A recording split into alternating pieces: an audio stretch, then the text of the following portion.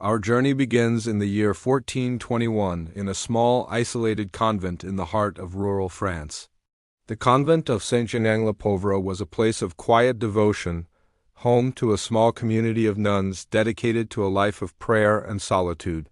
Among them was a young woman named Amélie.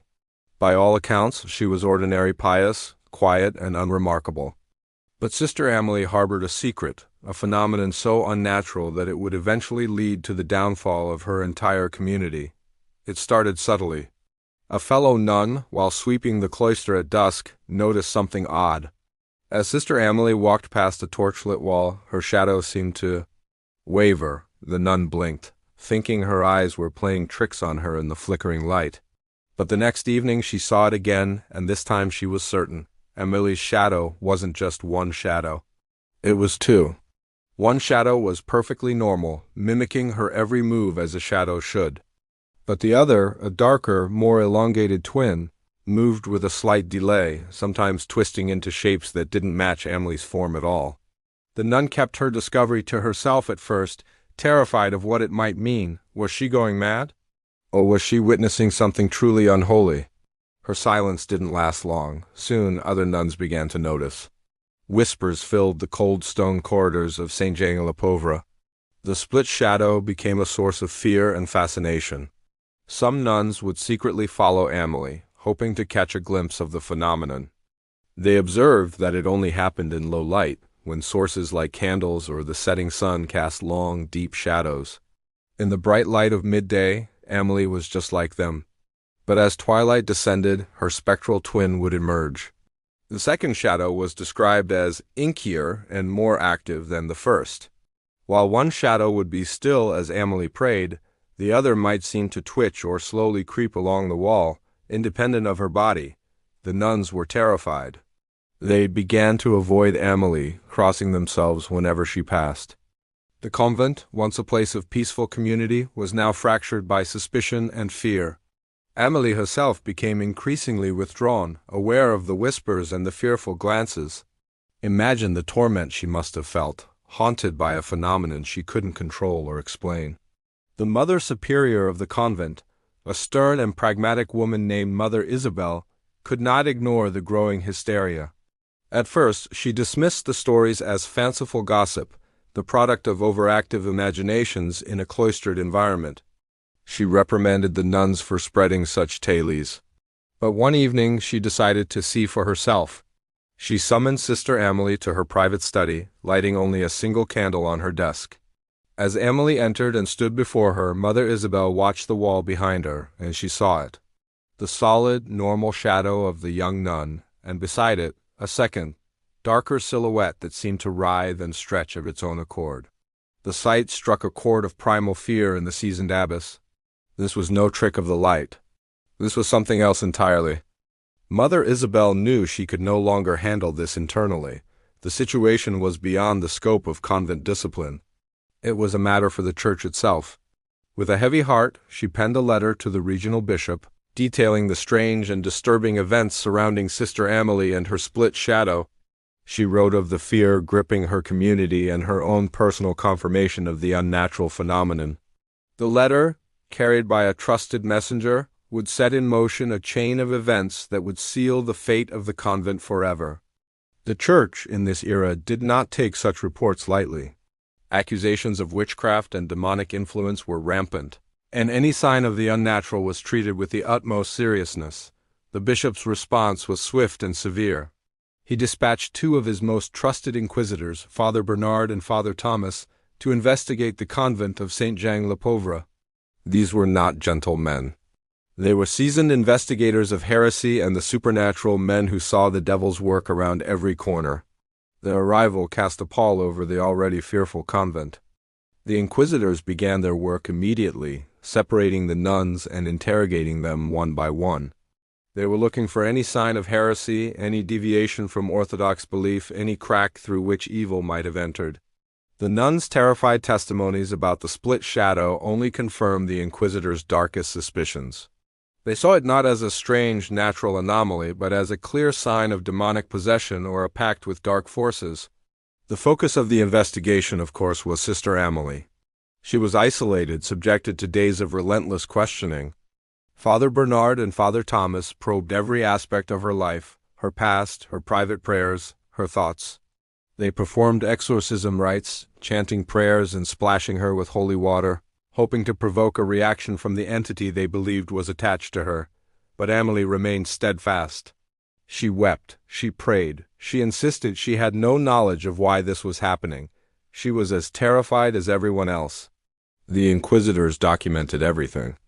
They observed the shadow phenomenon themselves, describing in their detailed reports how the second shadow seemed to mock the cross and recoil from holy names, though it is impossible to know if this was objective observation or a projection of their own beliefs.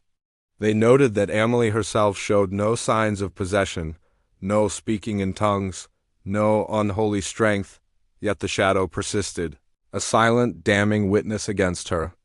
After weeks of investigation, the inquisitors came to a terrifying conclusion.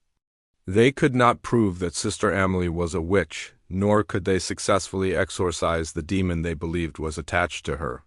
The phenomenon was inexplicably tied to her, but it seemed to have a life of its own. They feared that the entity, whatever it was, had tainted the very stones of the convent. It was an infection that could not be cleansed without destroying the host. Their final report to the bishop recommended a drastic and unprecedented solution. They declared that the convent of Saint-Jean-le-Pauvre was a site of an incurable spiritual plague. The evil was too deeply embedded, centered around Amélie but contaminating the entire grounds. Their recommendation was to seal it off from the world permanently. The bishop accepted their grim verdict. A decree was issued. The convent of Saint-Jean-le-Pauvre was to be deconsecrated and abandoned. The remaining nuns were scattered, sent to other convents across France with strict orders never to speak of what had happened. They were to live out their days in penance for having been exposed to such a powerful evil. And what of Sister Amélie, the nun of the split light? Her fate is the most tragic part of the story. She was not to be transferred. The inquisitors deemed her the source, the anchor of the phenomenon. To let her leave would be to risk spreading the contagion. So, she was to be left behind, walled up within the convent that had been her only home. A small team of masons was brought in. Under the watchful eyes of the inquisitors, they bricked up the doors and windows of the main chapel and Amélie's cell, entombing her inside. She was left with a simple cross, a supply of bread and water, and her terrifying, constant companion, the split shadow. For centuries, the story of the nun of the split light faded into local legend, a terrifying bedtime story told to scare children away from the ruins of the old convent. The sealed buildings slowly crumbled, overgrown with ivy and reclaimed by nature. The place was considered cursed, and no one dared to venture near it, especially after dark. But the story doesn't end there. In the late 19th century, with the rise of interest in spiritualism and historical mysteries, a group of paranormal investigators from Paris learned of the legend. Intrigued, they traveled to the site of the forgotten convent. They found the ruins just as the legends described, including the main chapel, its doors and windows still crudely bricked up after more than 400 years. They decided to spend the night, setting up their rudimentary equipment, early cameras, temperature gauges, and audio recording devices. What they experienced that night became a seminal event in early paranormal research. As dusk fell, they reported a dramatic drop in temperature around the sealed chapel. They heard faint sounds from within what they described as soft weeping and the scraping of stone on stone. But the most significant event happened as they lit their lanterns. On the ancient, vine-covered wall of the sealed chapel, a single, distorted shadow appeared. It had no source. No person was standing in the path of the light to cast it. The shadow was that of a slender figure in a nun's habit. And as they watched, transfixed in horror, the shadow split in two. One remained still, while the other began to move, twisting and contorting on the wall, a silent, spectral dance of a soul trapped for centuries. The terrified investigators documented their findings, and their report brought the legend of the nun of the split light back into the public eye. To this day, the ruins of the convent of Saint-Jean-le-Pauvre are a hotspot for paranormal enthusiasts and ghost hunters.